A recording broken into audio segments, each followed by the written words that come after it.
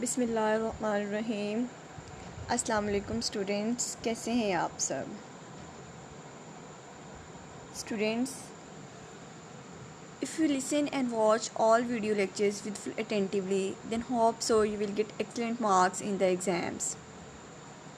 मेरी पेरेंट्स से भी एक रिक्वेस्ट है, वो अपने बच्चों को ऑनलाइन लर्निंग के बारे में उन्हें अवेयरनेस दें, उन्हें गाइड करें ताकि बच्चे अपनी स्टडी को कंटिन्यू रख सकें।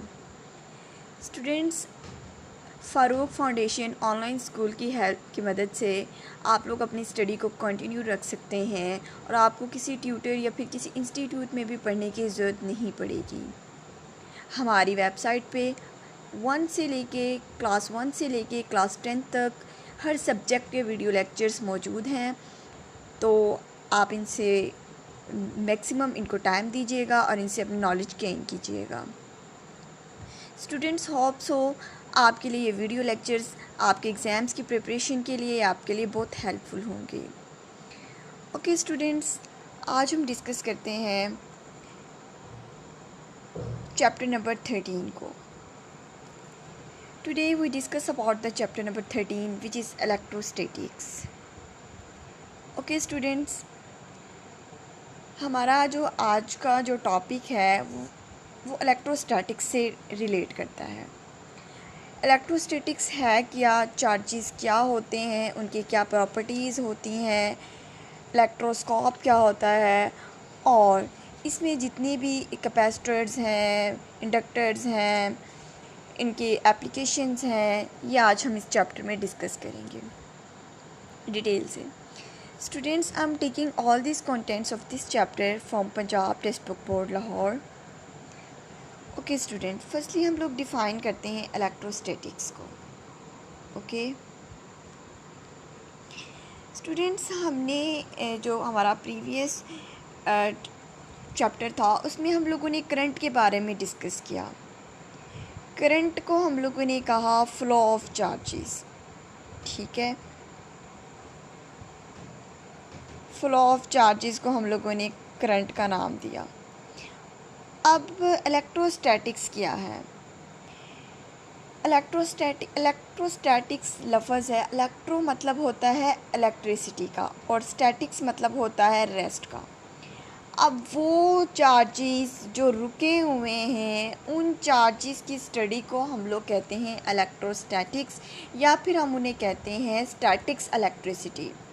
अब अगर हम डेली लाइफ से एग्ज़ाम्पल लें तो आप रिमोट कंट्रोल में जो सेल यूज़ करते हैं उन सेल के अंदर जो चार्जेस मौजूद होते हैं वो भी रेस्ट की हालत में होते हैं, वो मूव नहीं कर रहे होते हैं अनलेस अनटिल हम लोग उसको किसी तरह से कनेक्ट नहीं करते।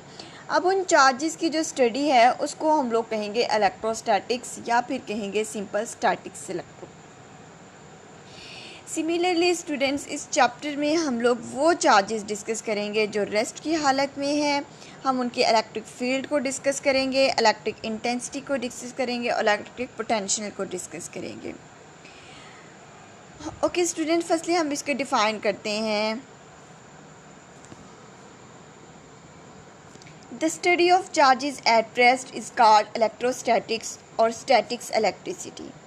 वो चार्जेस जो एट रेस्ट होंगे हम उन्हें डिस्कस करेंगे, उन्हें हम स्टडी करेंगे, ठीक है। जो चार्जेस एट रेस्ट हैं, जैसे स्टूडेंट्स हमने सेल के एग्जांपल दी, सेल में चार्जेस एट रेस्ट थे, हम उनकी स्टडी करेंगे इस चैप्टर में। फर्स्टली हम डिस्कस करेंगे 13.1 जो हमारा बुक का टॉपिक है, प्रोडक्शन ऑफ इलेक्ट्रिक चार्जेस। हम इलेक्ट्रिक चार्ज प्रोड्यूस करते हैं एक न्यूट्रल बॉडी से दूसरी न्यूट्रल बॉडी को रब करके। स्टूडेंट्स, हम लोग अगर एक सिंपल से एग्जांपल लें, अगर हमारे पास एक प्लास्टिक कॉम्ब है, हम उसे अपने बालों में रब करते हैं, रब करने के बाद हम उसके स्मॉल पीसीज ऑफ पेपर के पास लेके आएँ। अब वो जो पेपर है वो फ़ौरन से अट्रैक्ट कर लेगा उस कॉम्ब के साथ, ठीक है। अब ऐसा क्यों होता है? Just because of statics electricity. ये सिर्फ इलेक्ट्रोस्टैटिक्स की वजह से ही ऐसा होता है, क्योंकि हमने उस प्लास्टिक फॉर्म जो हमारे पास न्यूट्रल थी उसको हम लोगों ने रब किया अपने बालों में।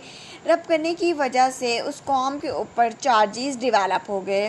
उन चार्जेस की वजह से जो स्मॉल पीस ऑफ चार्जेस थे उनको अट्रैक्ट कर लिया। अट्रैक्शन के बाद जो अट्रैक्ट हुए वो उस फॉर्म के साथ मतलब चिपट गए। ठीक है, अब हम लोगों ने ये देखा कि हमने ये एनालिसिस किया कि किसी भी बॉडी को अगर हम लोग रब करेंगे तो उसमें इलेक्ट्रिक चार्ज प्रोड्यूस कर सकते हैं। ठीक है, अब हमारी बुक में 2 एक्टिविटीज़ दी गई हैं। अब हम इनको वन बाय वन हम इन एक्टिविटीज़ को डिस्कस करेंगे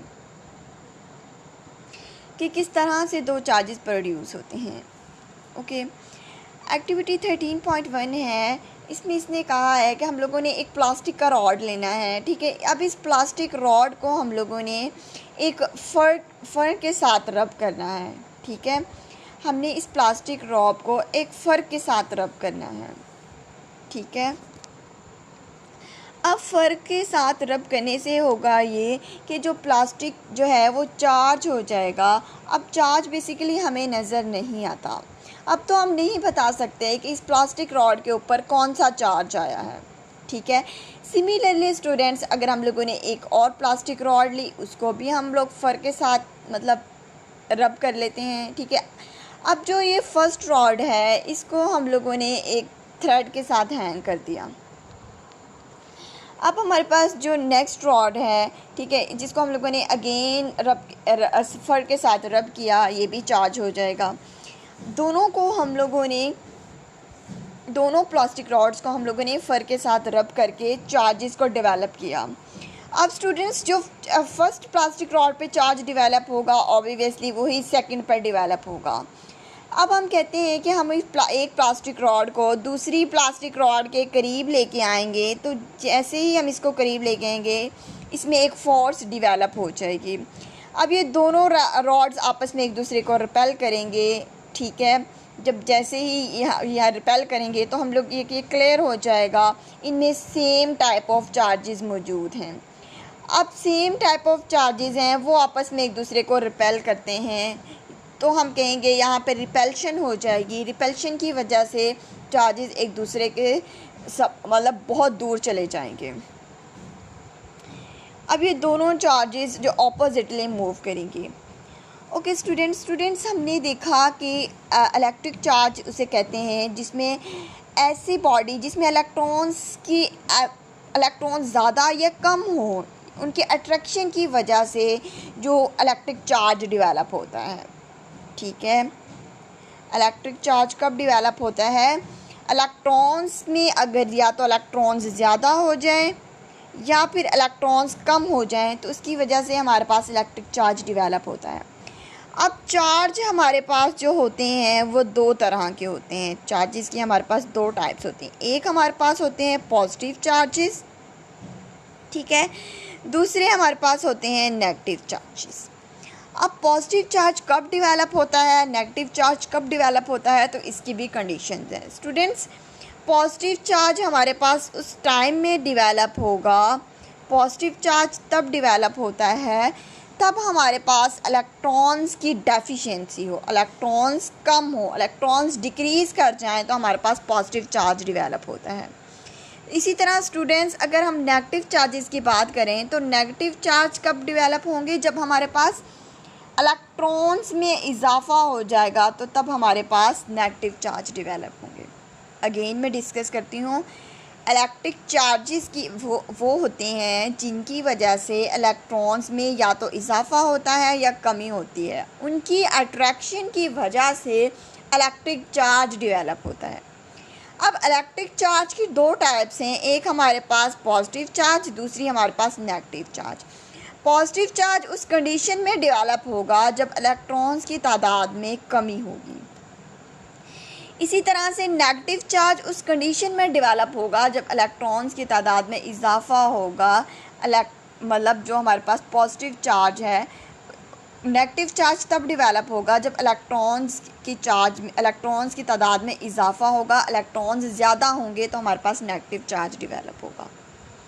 ओके स्टूडेंट्स, अब हमें यहाँ पे क्लियर हो गया कि हमारे पास एक्टिविटी 1 में सेम टाइप चार्ज डिवेलप हुए, और जो सेम टाइप चार्जेस हैं या तो वो पॉजिटिव चार्ज डिवेलप हुआ होगा या फिर नेगेटिव चार्ज डिवेलप होगा। अगर दो सेम चार्जेस हों तो ऑब्वियसली वो दोनों आपस में एक दूसरे को रिपेल करते हैं, ठीक है।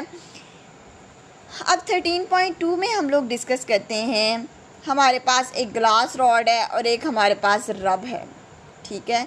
अब ग्लास रॉड को हम लोग रब करते हैं सिल्क के साथ, ठीक है, और प्लास्टिक रॉड को हम लोग रब करते हैं फर के साथ। प्लास्टिक रॉड को हम लोगों ने रब के साथ फर करना है और ग्लास रॉड को हम लोगों ने सिल्क के साथ करना है। अब जब हम इन दोनों को करेंगे तो इनके साथ भी एक चार्ज डिवेलप हो जाएगा, और जब हम इन दोनों को करेंगे, फर को और प्लास्टिक रॉड को करेंगे, तो इन दोनों के दरमियान भी एक चार्ज डिवेलप हो जाएगा। अब हमें नहीं मालूम कि कौन सा चार्ज डिवेलप होगा क्योंकि चार्जेस तो नज़र नहीं आते।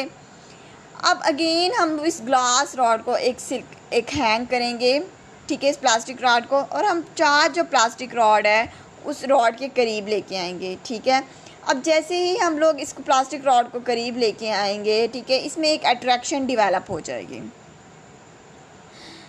अब जो फोर्स ऑफ अट्रैक्शन है वो कब डिवेलप होती है, जब दोनों रॉड्स आपस में ऑपोजिटली चार्ज हो जाएंगी, ठीक है।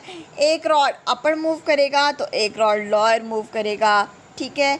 तो हम इसे कहेंगे यहाँ पे फोर्स ऑफ अट्रैक्शन डिवेलप हो गई, और फोर्स ऑफ अट्रैक्शन उस कंडीशन में डिवेलप होएगी जब हमारे पास दोनों रॉड में ऑपोजिट चार्ज डिवेलप हो जाएगा। अगर एक रॉड पे पॉजिटिव चार्ज डिवेलप हुआ है तो दूसरे पे नेगेटिव चार्ज डिवेलप होगा। स्टूडेंट्स, हमने ये कहा कि हम लोग एक न्यूट्रल बॉडी है, न्यूट्रल बॉडी के ऊपर कोई चार्ज नहीं होता, ठीक है।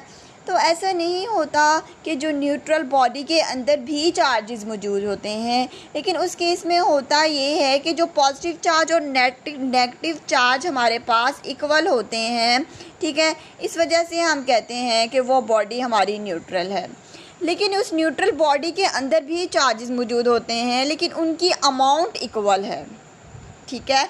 अब जैसे ही हम लोग उनको रब करते हैं, रब करने से होता ये है कि एक बॉडी पे नेगेटिव चार्ज आ जाता है और दूसरी बॉडी पे पॉजिटिव चार्ज आ जाता है। स्टूडेंट्स, लेट्स सपोज हमने ये एक एग्ज़ाम्पल ली, दो बॉडीज़ हमारे पास थी जो कि न्यूट्रल थी। एक ये बॉडी है हमारे पास और एक सेकंड बॉडी है। अब स्टूडेंट्स, इस बॉडी में लेट्स सपोज हम लोगों ने 4 नेगेटिव चार्जेस हैं और इस बॉडी में भी 4 नेगेटिव चार्ज हैं। स्टूडेंट, इस तरह से हम लोगों ने देखा कि ये दोनों चार्जेस एक दूसरे में सेम चार्जेस हैं, तो ये दोनों आपस में एक दूसरे को रिपेल करेंगे। अब अगर हम लोग एक बॉडी पे नेगेटिव ये करेंगे रिपेल, अगर दोनों पे सेम चार्जेस हों।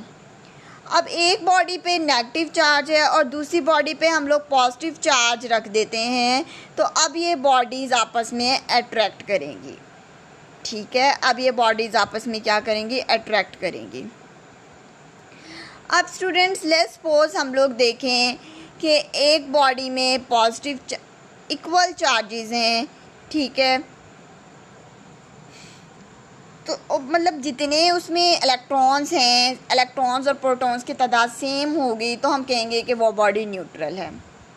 ओके स्टूडेंट्स, क्योंकि उनमें तादाद सेम होगी इस वजह से हम लोग कहते हैं कि ये बॉडी न्यूट्रल है। जैसे हम लोग फोर्सेस के चैप्टर में हम लोगों ने डिस्कस किया, लेट्स सपोज एक बॉडी है, उसके एक ऑब्जेक्ट है, उसके ऊपर हम लोग 4 न्यूटन फोर्स लगाते हैं और इस राइट डायरेक्शन में ट्रैवल कर रहा है, और एक और ऑब्जेक्ट है जो लेफ़्ट डायरेक्शन में ट्रैवल कर रहा है और उसकी भी 4 न्यूटन फोर्सेस हैं। तो अगर हम लोगों ने टोटल फोर्स कैलकुलेट करनी हो तो हम लोग कहेंगे इसकी राइट साइड कोई और उसकी लेफ़्ट साइड की फोर्सेस को हम लोग इक्वल कर लेंगे तो हमारे पास 0 न्यूटन फोर्स आ जाएगी। अगर हम लोग इनके टोटल फोर्स को डिस्कस करें तो हम कहेंगे कि ये ऑब्जेक्ट एट रेस्ट होगा, ठीक है। इसी तरीके से स्टूडेंट, जब हम लोग फर के साथ रब करेंगे उनमें same type of charge develop होगा। डैट मीन्स डैट स्टूडेंट्स कि इन दोनों में नेगेटिव चार्ज होगा। Okay student, during the process of rubbing negative charge is transfer from one object to another object.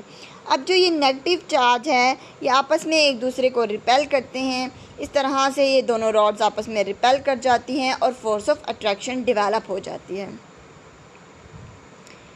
Students, अब हमने इसमें देखा, इसमें ऑपोजिट चार्जेस डेवलप हुए। ठीक है, एक लेट्स सपोज एक हमारे पास रॉड थी तो उसमें पॉजिटिव चार्ज डेवलप हुआ और दूसरे में हमारे पास नेगेटिव चार्ज डेवलप हुआ।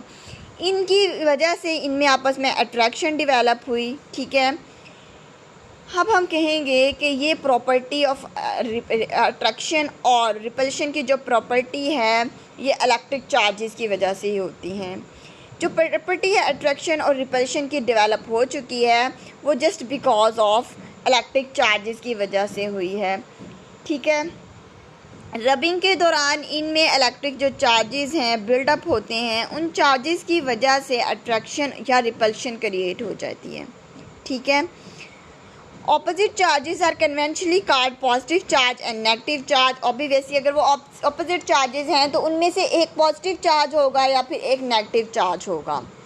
During the process of rubbing negative charge is produced, negative charge is transferred from one object to another object. ठीक है स्टूडेंट्स, इस तरह रबिंग के प्रोसेस के हम लोग 2 टाइप ऑफ चार्जेस प्रोड्यूस कर सकते हैं। ठीक है, अब ये दो के जो चार्जेस हैं या तो पॉजिटिव चार्ज होगा या नेगेटिव चार्ज होगा। अब ऑपोजिट चार्ज को हम लोग कहेंगे एक को पॉजिटिव चार्ज और एक को negative charge. Okay students, I hope कि स्टूडेंट्स आपको यह टॉपिक क्लियर हो गया होगा। स्टूडेंट्स, इन नेक्स्ट यहाँ पे हमारे पास कुछ कंक्लूजन्स हैं जो आज हमने कोई टॉपिक पढ़ा, ये हम लोग डिस्कस करते हैं। First one is charge is based property of a material body due to which is attract or repel another object। Students, हम कहेंगे कि चार्ज ही किसी मटेरियल पर वो बेसिक प्रॉपर्टी है जिसकी वजह से एक ऑब्जेक्ट दूसरे ऑब्जेक्ट को अट्रैक्ट करता है या फिर रिपेल करता है। ठीक है, हम लोगों ने एक्टिविटी 13.1 में भी यही डिस्कस किया। चार्जेस की वजह से ही इनमें फोर्स ऑफ अट्रैक्शन डेवलप हुई और चार्जेस की वजह से ही उनमें फोर्स ऑफ रिपल्शन क्रिएट हुई। Second one is friction produce two different type of charges on a different material such as a glass and plastics. Students, हम लोगों ने बात की फ्रिक्शन की वजह से जो different type of charges produce होते हैं। जैसे कि हम लोगों ने बात की ग्लास और प्लास्टिक में, जो हम लोगों ने दो न्यूट्रल बॉडीज़ थी उनमें रब किया, रब करने के बाद उनमें फ्रिक्शन डेवलप हुई। उस फ्रिक्शन की वजह से वहाँ पे जो डिफरेंट टाइप ऑफ जो चार्जेस थे वो डेवलप हो गए डिफरेंट मटेरियल्स पे। जैसा कि ग्लास और प्लास्टिक जो डिफरेंट मटेरियल हों उन पे एक ग्लास पे पॉजिटिव चार्ज डेवलप हो गया तो प्लास्टिक पे नेगेटिव चार्ज डेवलप हो गया। ठीक है, एंड थर्ड पॉइंट अगर हम लोग डिस्कस करें, like charges always repel each other. अगर सेम चार्जेस हों, जैसे पॉजिटिव चार्ज हो जिसमें 13.1 जैसे दोनों पे नेगेटिव चार्ज थे, अगर दोनों पे सेम चार्जेस हों तो वहाँ पे फोर्स ऑफ रिपल्शन क्रिएट हो जाएगी।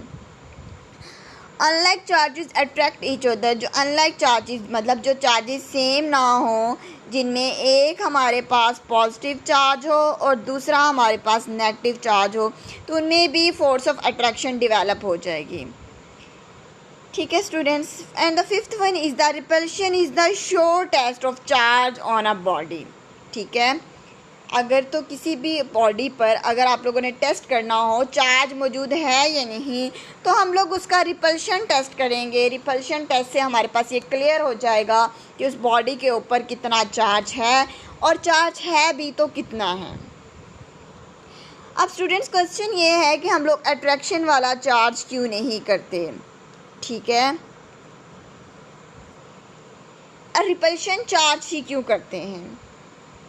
अब स्टूडेंट्स, ये हमारे पास एक सेल्फ असेसमेंट है, हम लोगों ने इसका आंसर का रिप्लाई करना है नेक्स्ट लेक्चर में।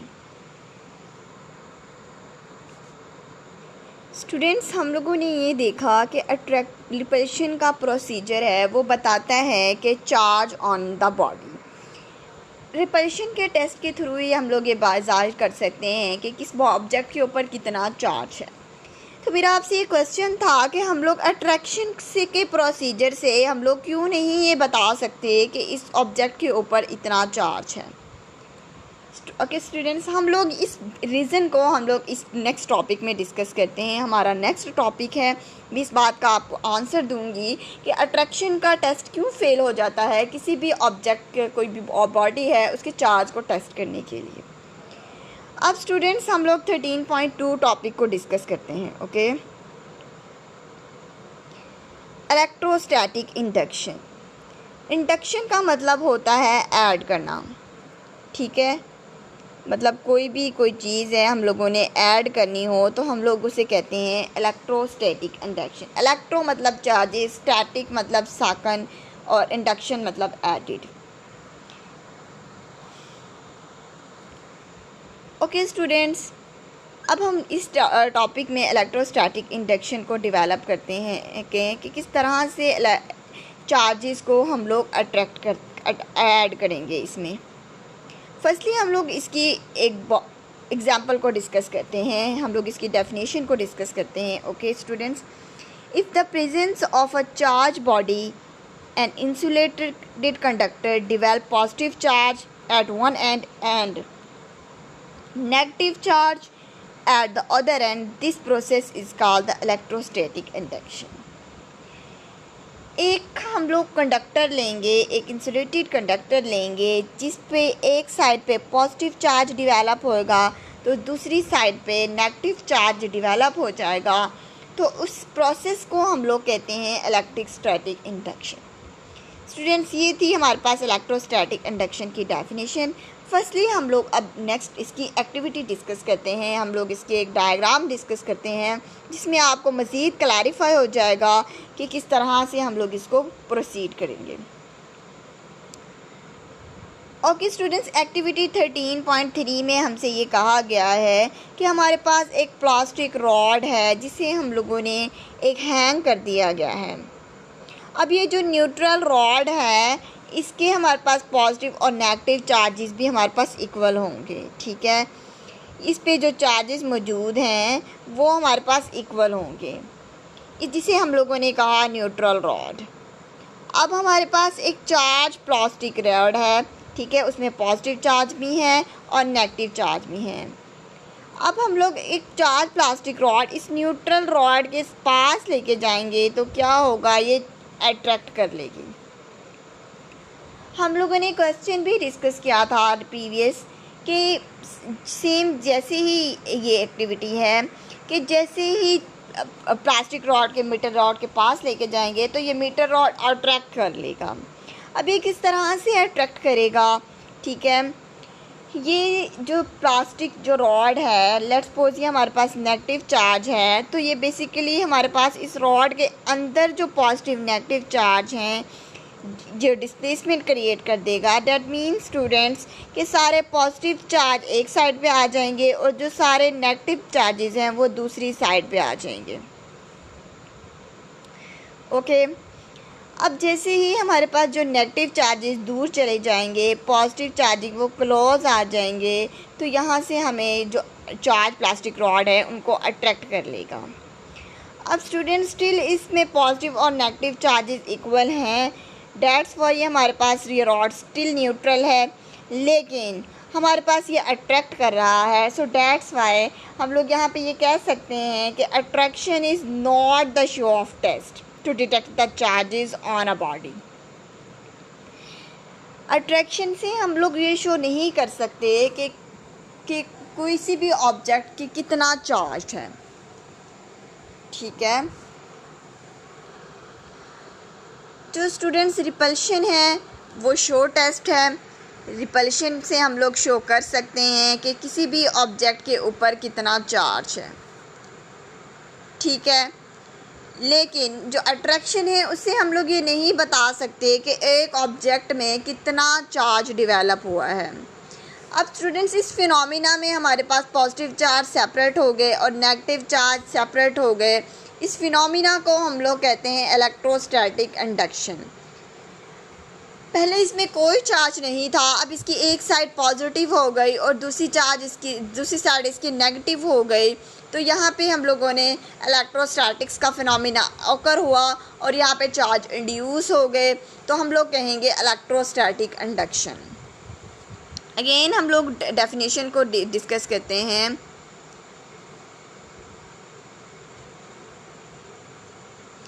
स्टूडेंट्स, जब भी हम लोग किसी चार्ज्ड बॉडी को एक इंसुलेटर कंडक्टर्स के पास लेके जाएंगे, तो ठीक है, जो उसका जो नियर एंड होगा कंडक्टर का, जो लाइक चार्जेस हैं, जो नियर एंड कंडक्टर का होगा, वो लाइक और अनलाइक चार्जेस डेवलप कर देगा।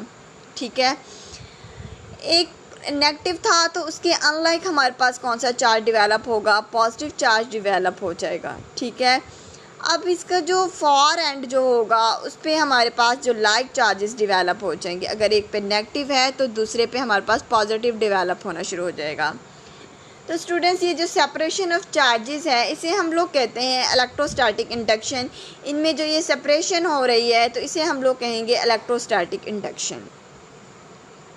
आई होप स्टूडेंट्स आपको एक्टिविटी से इलेक्ट्रोस्टैटिक इंडक्शन का प्रोसेस समझ आ गया होगा कि किस तरह से एक चार्ज को इंड्यूस किया जाता है। अब स्टूडेंट्स, हमारे पास एक और एक्टिविटी है 13.4, हम लोग इसे डिस्कस करते हैं।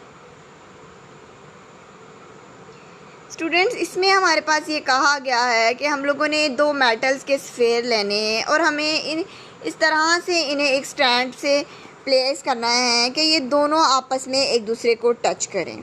ओके, एक मेटल के स्फेयर को हम लोग नाम दे रहे हैं ए का और दूसरे हम लोग मेटल के स्फेयर का नाम दे रहे हैं बी का। ठीक है, अब ये दोनों मेटल के स्फेयर जो हैं ये हमारे पास न्यूट्रल है, मतलब इनके अंदर चार्जेस तो मौजूद हैं लेकिन ये न्यूट्रल हैं। तो मतलब ये नंबर ऑफ पॉजिटिव चार्ज और नंबर ऑफ नेगेटिव चार्ज यहाँ पे इक्वल हैं इन बोथ द स्फेयर्स। अब हम स्टूडेंट्स देखेंगे कि एक नेगेटिव चार्ज रॉड है, हम लोग इसके पास लेके आते हैं। जैसे हम लोगों ने डायग्राम नंबर बी में हम लोगों ने एक नेगेटिव चार्ज रॉड लेके आए इसके पास। Now bring a positively charge rod near a sphere A as shown in fig. अब जो पॉजिटिव चार्ज होगा वो मेटल स्फीयर के साथ ए पे इकट्ठा होना शुरू हो जाएगा। ठीक है, और जो मतलब कि नेगेटिव चार्जेस हैं वो जितना भी मैक्सिमम दूर जा सकते होंगे वो मेटल स्फीयर बी में, वो वहाँ जा में इकट्ठा होना शुरू हो जाएंगे। ओके स्टूडेंट्स, अब इस तरह से होगा ये कि जब पॉजिटिव चार्ज हैं दोनों मेटल्स में वो इकट्ठे हो जाएंगे। ठीक है, इस रॉड के पास इकट्ठे हो जाएंगे क्योंकि फोर्स ऑफ अट्रैक्शन डेवलप हो जाएगी। ठीक है, अब जितने भी नेगेटिव चार्ज हैं वो फार अपार्ट चले जाएंगे, मतलब मेटल स्फीयर से दूर चले जाएंगे just because of force of repulsion. अब स्टूडेंट्स, हमने ये देखा कि इस रॉड को मूव नहीं करना। अब इन मेटल स्फीयर्स को हम लोग आहिस्ता आहिस्ता सेपरेट करना शुरू करेंगे। अब हमने डायग्राम नंबर सी में इनको सेपरेट करना शुरू किया, तो हम लोग अगेन टेस्ट किया इन मेटल को, इन पे कौन सा चार्ज मौजूद था। तो स्टूडेंट्स, ए के पास हमारे पास जो था पॉजिटिव चार्ज मौजूद था और बी पे हमारे पास नेगेटिव चार्ज मौजूद था। अब स्टूडेंट्स, अब हम जो ये रॉड है इसको पास लेके आए हैं। अब देन हम लोग डायग्राम नंबर डी में इसको रिमूव कर देंगे, इस वाली रॉड को। तो एक मॉडल के अंदर पॉजिटिव चार्ज हैं वो यूनिफॉर्मली डिस्ट्रीब्यूट हो जाएंगे इस मेटल के अंदर, और जो दूसरी मेटल है जिसमें नेगेटिव चार्ज थे वो यूनिफॉर्मली डिस्ट्रीब्यूट हो जाएंगे। अब इस तरह से स्टूडेंट्स हम लोग एक पे पॉजिटिव, एक जो मेटल स्फीयर है उस पर पॉजिटिव चार्ज आ जाएगा और दूसरे पे हमारे पास नेगेटिव चार्ज आ जाएगा। ये था हमारे पास phenomena of electrostatic induction. I hope students आपको इन दोनों एक्टिविटीज़ से ये टॉपिक समझ आ गया हो गया। ओके स्टूडेंट्स, लास्ट पे इसकी डेफिनेशन है जिसे हम लोगों ने ऑलरेडी डिस्कस किया था। In the presence of electric charges, an insulated conductor develop a positive charge at one end and the negative charge at the other end. This process is called the electrostatic induction. जैसे students पहले हम लोग वो neutral थे, जो दोनों sphere थे, again हम लोगों ने एक मेटल रॉड रखी, उससे हम लोगों ने टेस्ट किया चार्जेस को। देन फर्दर हम लोगों ने उन जो हमारे पास स्फीयर थे उनको देन हम लोगों ने डायग्राम नंबर सी में सेपरेट आउट किया। आफ्टर डैट हम लोगों ने उस मेटल रॉड को हटा दिया, थोड़ा दूर ले गए, तो हमारे पास जो फर्दर डायग्राम नंबर डी में हमारे पास ये हुआ कि जो स्फीयर थे उन पे चार्जेस यूनिफॉर्मली डिस्ट्रीब्यूट हो गए। एक पे पॉजिटिव चार्ज आ गया तो दूसरे पे नेगेटिव चार्ज आ गया। ये प्रोसेस था इलेक्ट्रोस्टैटिक इंडक्शन, जिसमें जो चार्जेस हैं वो ऑटोमेटिकली ऐड हो जाते हैं। ठीक है, आई होप स्टूडेंट्स आपको बहुत क्लियरली समझ आ गए होंगे ये दोनों टॉपिक्स। ओके स्टूडेंट्स, अपना बहुत सारा ख्याल रखिएगा। Thank you so much students. Allah हाफिज़।